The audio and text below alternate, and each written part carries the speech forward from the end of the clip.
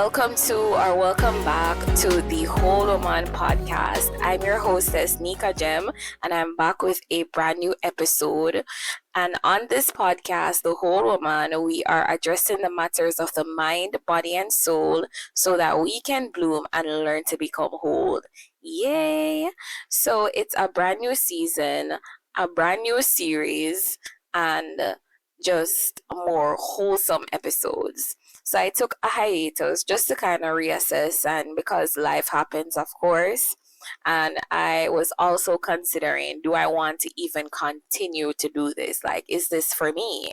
Am I a podcaster? Am I going to be amongst the dozens, amongst the millions of people who take up a microphone and decide they need to tell the world how to live, or decide they need to tell the world what they're going to talk about very common topics? So instead of quitting and instead of just kind of sticking to what I was initially doing, and that was just talking about not necessarily trivial topics, but I think that those were topics, even though they happen to just about anyone, there was not much depth to them. You know, I was talking about things like friendships, I was talking about things like love, which I'm not going to, pretend like the platform is something so extraordinary. Like, it can be, but the topics were really just a way for me to establish like a common ground, like for people to understand that, everything that we're going through, there's nothing new under the sun. There's somebody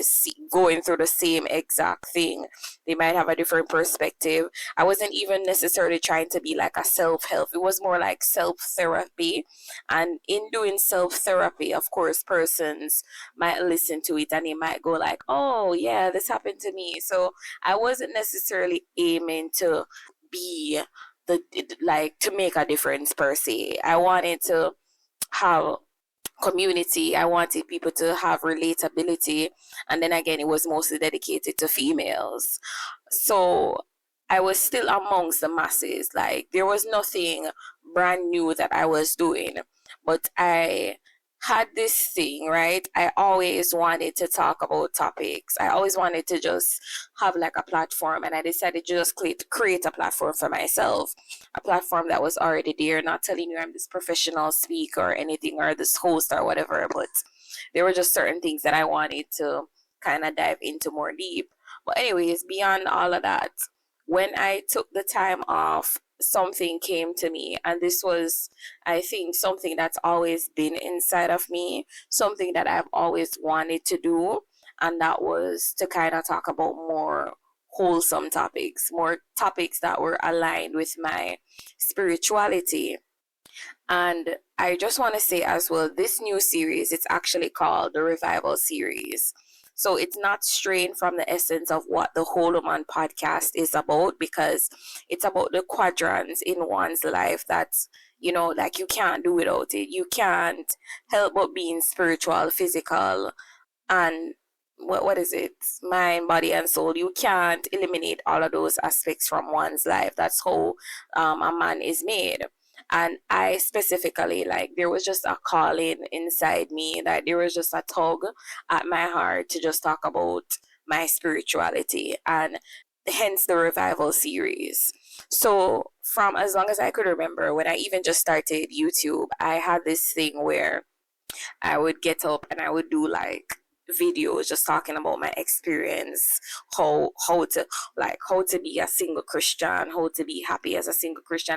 I think honestly, as a new convert, I was even bolder than I am now.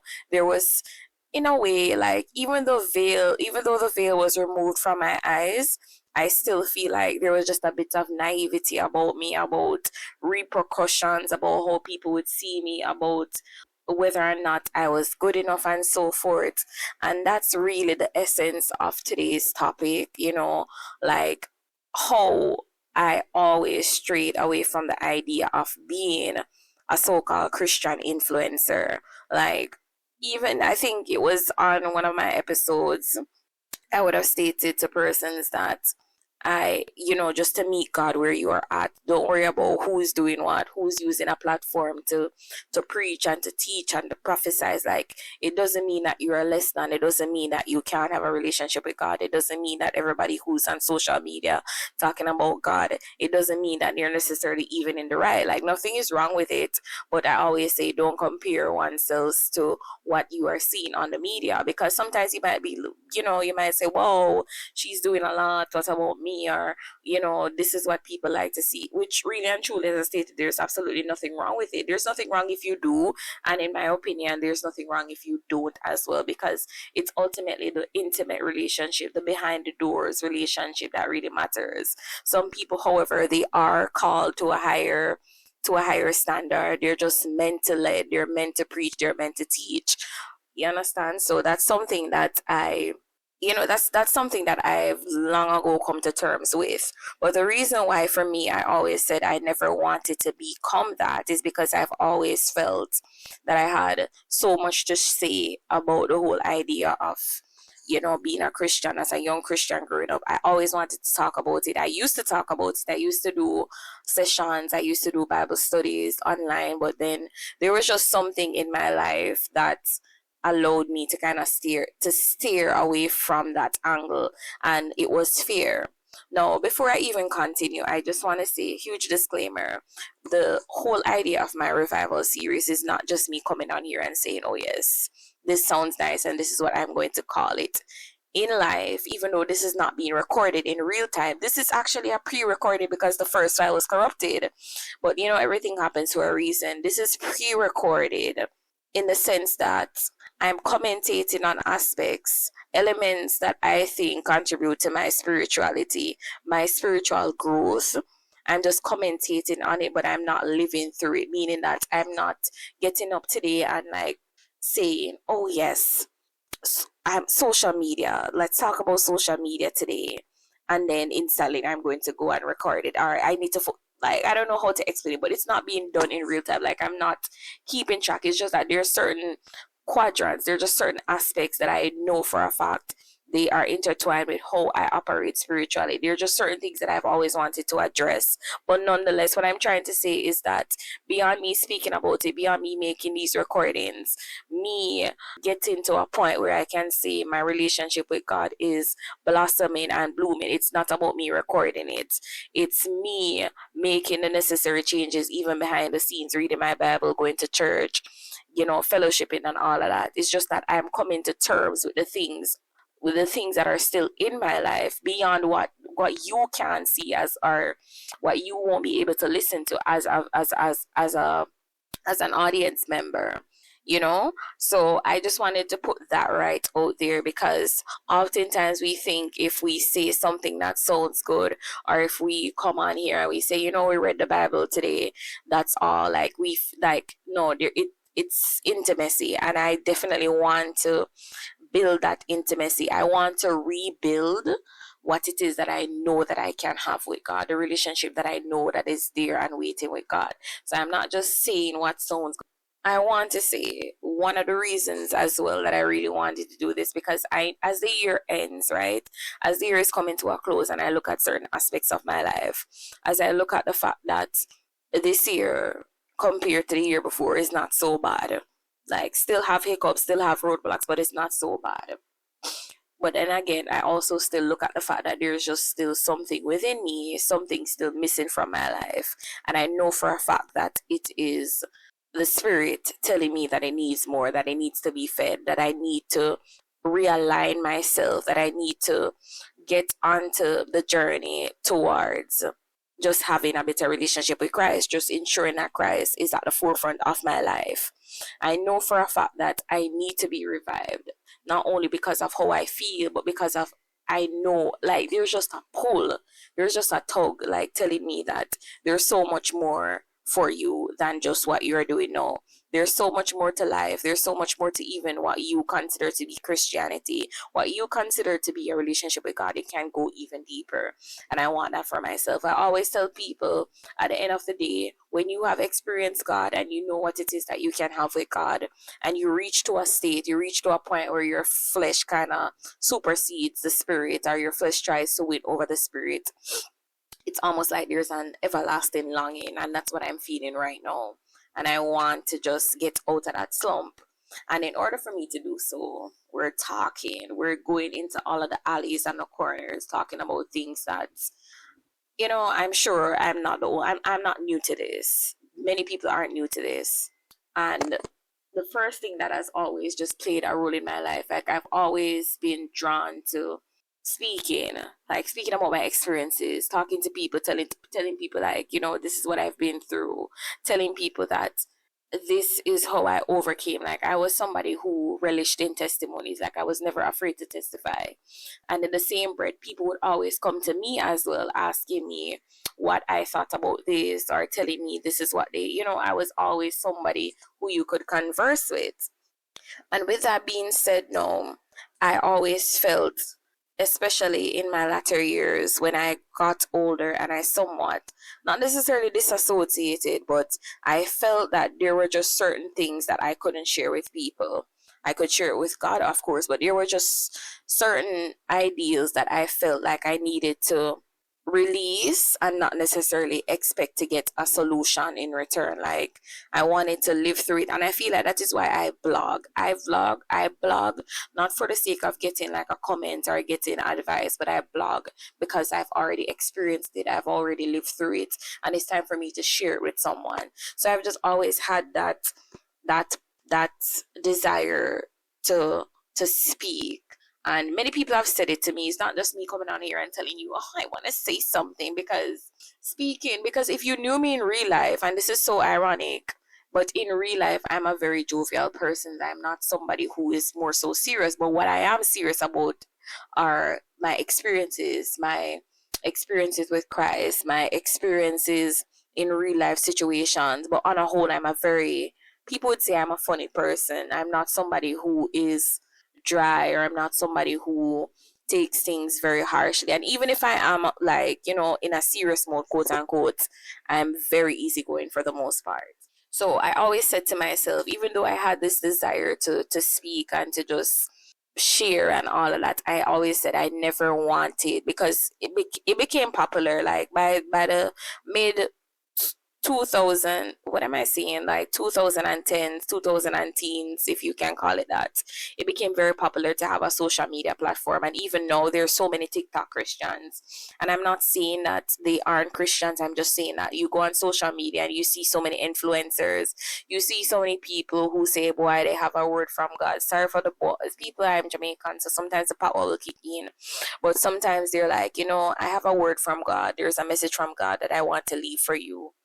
And tutus, you will see that same person, and they're always just like in a place or in a position that everything that you thought that they stood for, they no longer stand for. And I just always say to myself, I never want to be in that position. I feel like one of the biggest reasons why I've never really catapulted myself onto a platform or branded myself as a Christian anything is because of the fear of the backlash that I would get if I were to ever fail. And not only that, because I feel like the pedestal, the standard that you are held to whenever you put on not only the armor of Christ, not only the name of Christ, but when you come and publicly say that I am a Christian this, I'm a Christian author, I'm a Christian this, it's almost like the whole world is looking at you, which they are, and which is expected, because to whom much is given, much is expected, totally understandable. However, oftentimes I always have to question myself and ask, am I legitimate? Am I true? Am I really able to do this? Like, am I able to put myself on this platform where people are going to assess me, where people are going to judge me, where people are going to point fingers at me if I were to ever feel? Like, am I ready for that? And it goes to also, it poses a question as well, like, was I at a point in time just honestly just lukewarm? Because why am I worrying about that? Like, why am I worrying about that? But I mean, I'm going to touch on that aspect why I felt like I was so hesitant, not just because of fear, because that's just one of the reasons. But I always would look at so many persons. Like, I remember when I just got converted, I was always listening to like some YouTubers who were of the faith that I am of. And I would always listen to how they would just share their experiences and they would do vlogs, and I was just so inspired.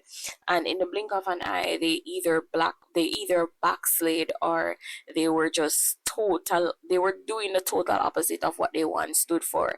And I just felt a way about it. Like, I took it personal because I was like, how can you come on such a huge stage, I guess, and then you're presenting this only to go back on everything that you would have not only inspired people like me to believe in, but you seem so sure about yourself. You seem so, so ahead. And it's not to say that people can't fall, it's not to say that people can't even come back, but I just always said to myself, I never want to be in that position where I brand myself publicly and fall publicly, because I feel as if persons sometimes on social media, like Christians, the Christian influencers, sometimes they seem a bit heretical. Like, they do things and they say things almost as if they're not humans. And then they're oftentimes the ones who have like human failures, like human life experiences. Like, you'll often hear them talk about things and address matters in such a way that it's almost disdainful, and they're the ones who oftentimes fall prey to what they once would have kind of shunned away from. But I understood eventually that, as humans, human nature is bound to kick in. And as mentioned, it's not about me looking to people for, and that is one of the reasons why I don't follow people on social media. I rarely will ever look at somebody who's quote unquote an influencer and say I'm going to follow them. Like, I don't follow celebrities. It's rare for me to even follow people I don't know, and that's just that. It's not because I'm better than them, it's not because I think I'm more than. It's just a way for me to protect my mind, to not observe people who I have no interactions with, and to kind of just keep me steady in the sense of not putting people, like, not like saying, oh my God, this is a role model for me, because at any moment in time, they too can, I don't want to say fall, because I'm not wishing bad, but it was just as a result of the experiences that I had, where I said to myself, not looking to people like that. Like, everybody's human. It's up to me to develop my relationship with Christ. But it also kind of just instilled something in me where I was like, if that can happen to them, that can happen to me. And the Bible does speak about it, that there's nothing common that has happened to you. Like, everything that we are experiencing, somebody else went through it. And also, that is why it's so important as well, not to just be like, oh, this can't be me, because best believe it can be you. But with all of that being said, no, another thing that I felt, beyond me having the fear, beyond me not, beyond me being fearful and looking at persons and thinking if that could happen to them, there was also the whole idea where I felt like I was almost inadequate. Like, I felt like I was not the right person to be saying certain things. I felt like I was not qualified enough. I didn't have like a background. I felt like there were just certain aspects in my life that I just needed to kind of work on. And the aspects, and it's so ironic because, as I stated, and I'm so sorry I said ironic twice, like, ew. But yes, there were just certain things that I had in my life as a person that I just did not feel was, I didn't feel like I was worthy to come on a platform and tell people this is what you should do, child of God, because I didn't have it right. And I always said to myself, I never wanted to be like Exhibit A, those Christians who would tell you this is what you need to do and then they do the opposite, or Exhibit B, those Christians that would come on here and they're preaching, they're teaching, and they do not know the word. Like, it's so embarrassing. Like, when people come and they they're just speaking from a point of view where they're like, they're, and I'm not talking about, because I always tell people I'm not a preacher. I was not called to be a preacher. However, there are some people who are preaching, but there's no biblical basis behind them, like behind what they're saying. Like they're just giving opinions and all of that. And I always say I don't want to be like that. And at the same time, you do have teachers, you have people who can encourage you, people who use like a scriptural reference and they say so and so. And there is nothing wrong with that, but not everyone understands that. And I always said to myself, I don't want to appear like I lack knowledge. I don't want to ever be in a case where I'm not sure of who I am, and so I falter and I do it publicly. Like those were just two huge fears that I had. And then there was the whole idea of if I was even qualified. I used to always say, like, I'm not coming from like a Christian background. I don't have people, immediate close friends who are Christians. I was like, what do I think I'm going to do? Like, who is going to look at me as a source of not inspiration? Because the thing is, I'm not necessarily doing it for people to say, oh, yes, that girl is so and so. But I just always felt like there was just so much on my heart to say, so much on my heart to express. And in the same breath, there was just so much doubt as to whether or not I was the right person even doing it. So I had those aspects where I was so fearful to just come on here and be like, this is what I want to tell you today. As a Christian, as a quote unquote a Christian influencer, which to be honest, I'm not aiming to be that. Like there's just certain things that I cannot do. There's just certain things, there are just certain standards where I cannot uphold with. Like I always felt as well that I was a bit too authentic. I always felt like I was a bit too, as I always say, raw chaw. Like I'll just say it like it is. I always feel like I was somewhat tactless. Like I know how to be diplomatic, but there were just certain things that I just felt I was not refined for. I felt like I was not meek enough to talk about certain topics. And I just want to say to persons, like, if it's a case where you are, like, where you feel like there's a call on your life to do something, at the end of the day, as they always say, God does not choose the qualified, He qualifies the called. Something along those lines. See, people not good at it. Like, I can, of course, over time, as you've gotten older, as you have dived into your relationship, because I'm almost 10 years in now, you're going to want to do certain things. You're going to, of course, try to read your word more. You're going to try and go to Christian related events more. But there has just been at one point in time almost like a roller coaster where I was up in the sense like I felt I could take on so many things. I felt like I could just tackle the world, and then there was a point in time where I was just questioning everything, and that is why I'm even on this journey. So I'm not here to be like the next Christian influencer, but at the same time I do have a few things to say, and I hope that as I go on my revival journey, as I share certain topics, that persons will take heed. They'll see the community aspect that I'm trying to build a community in a sense. I'm trying to really aim towards relatability, but I'm also aiming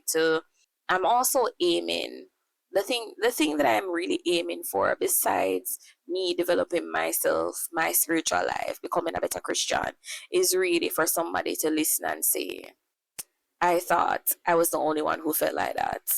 I'm glad I'm not alone, because it sounds very simple, but I feel like so many times we go through so many oppressive moments. We go through moments where we feel ashamed. We go through moments where we feel as if we're not good enough, and we feel as if it's just us alone.